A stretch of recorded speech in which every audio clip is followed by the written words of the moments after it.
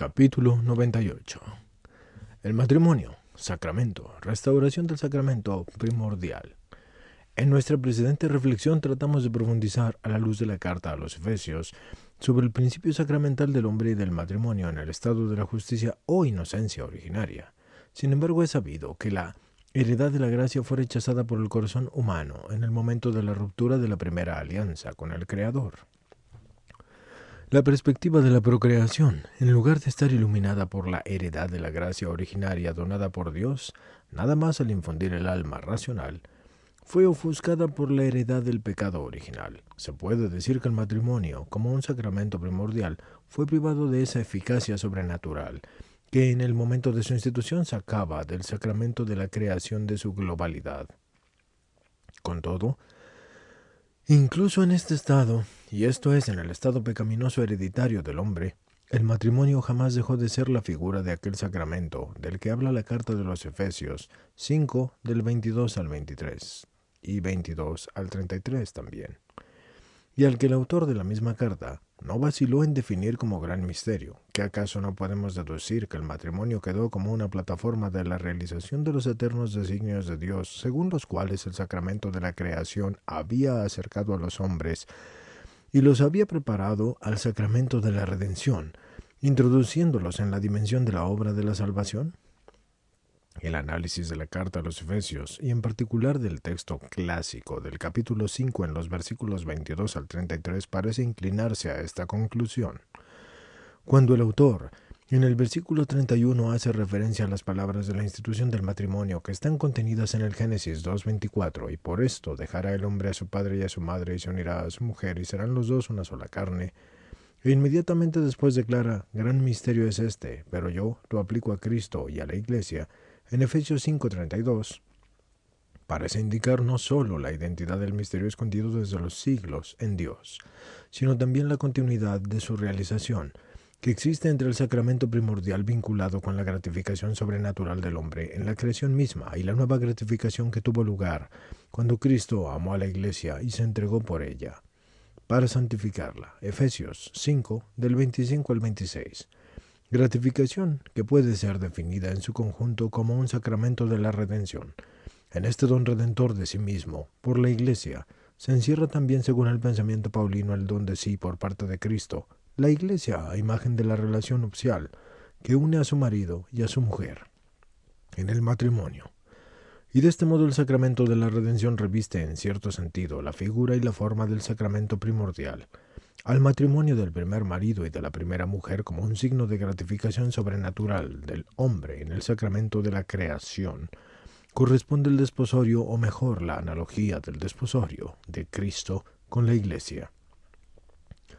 como un fundamental signo grande de la gratificación sobrenatural del hombre en el sacramento de la redención y de la gratificación en la que se renueva de un modo definitivo la alianza de la gracia y de la elección quebrantada en el principio con el pecado.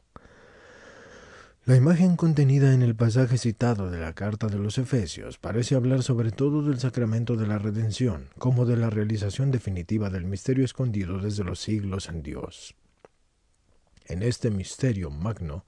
se realiza definitivamente todo aquello de lo que se había tratado la misma carta a los Efesios en el primer capítulo, y efectivamente, como recordamos, dice no solo en Él, y esto es en Cristo.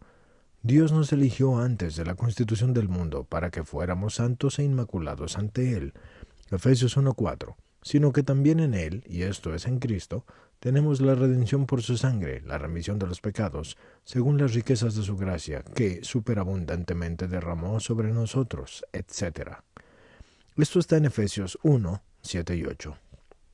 La nueva gratificación sobrenatural del hombre en el sacramento de la redención también es una nueva realización del misterio escondido desde los siglos en Dios, nueva en la relación al sacramento de la creación, y en este momento la gratificación es en cierto sentido una nueva creación, pero se diferencia del sacramento de la creación, en cuanto a que la gratificación originaria unida a la creación del hombre constituía a ese hombre desde el principio mediante la gracia en el estado de la originaria inocencia y justicia, y en cambio la nueva gratificación del hombre en el sacramento de la redención le da sobre todo la remisión de los pecados, y sin embargo también aquí puede sobreabundar la gracia, como dice en otra parte San Pablo, porque donde abundó el pecado, sobreabundó la gracia, y esto está en Romanos 5:20. El sacramento de la redención es fruto del amor redentor de Cristo y se convierte, basándose en su amor nupcial a la Iglesia, en una dimensión permanente de la vida de la Iglesia misma, y es una dimensión fundamental y vivificante. El misterio magno de Cristo y de la Iglesia, es un misterio eterno realizado por Cristo, que se entregó por ella. Efesios 5:35. Es un misterio que se realiza continuamente en la Iglesia porque Cristo amó a la Iglesia y aún la ama. Efesios 5:35. Uniéndose a ella con un indisoluble amor, tal como se unen los esposos, marido y mujer, en el matrimonio. De este modo la Iglesia vive del sacramento de la redención y a su vez completa este sacramento, como la mujer en virtud del amor nupcial completa al propio marido. Lo que ya se puso de relieve, en cierto modo, al principio, cuando el hombre halló en la primera mujer una ayuda semejante a él. Y esto está en Génesis 2:20, aunque la analogía de la carta a los Efesios no lo precise. Sin embargo, podemos añadir que también la Iglesia unida a Cristo, como la mujer con el marido, saca del sacramento de la redención toda su fecundidad y maternidad espiritual. Lo testimonian de algún modo las palabras de la carta de San Pedro, cuando escribe que hemos sido engendrados no de la semilla corruptible, sino de la incorruptible, por la palabra viva y permanente de Dios, y esto está en la primera de Pedro 1:23. Así el misterio escondido desde los siglos en Dios, que es un misterio que al principio en el sacramento de la creación se convirtió en una realidad visible a través de la unión del primer hombre y de la primera mujer en la perspectiva del matrimonio y en el sacramento de la redención. Esto se convierte en una realidad visible en la unión indisoluble de Cristo con la Iglesia, que el autor de la carta de los Efesios presenta como la unión nupcial de los esposos como marido y mujer. El sacramento magno, y esto es porque en el texto griego dice tu mysterion, totus mega estin, de la carta a los Efesios, habla de la nueva realización del misterio escondido desde los siglos en Dios.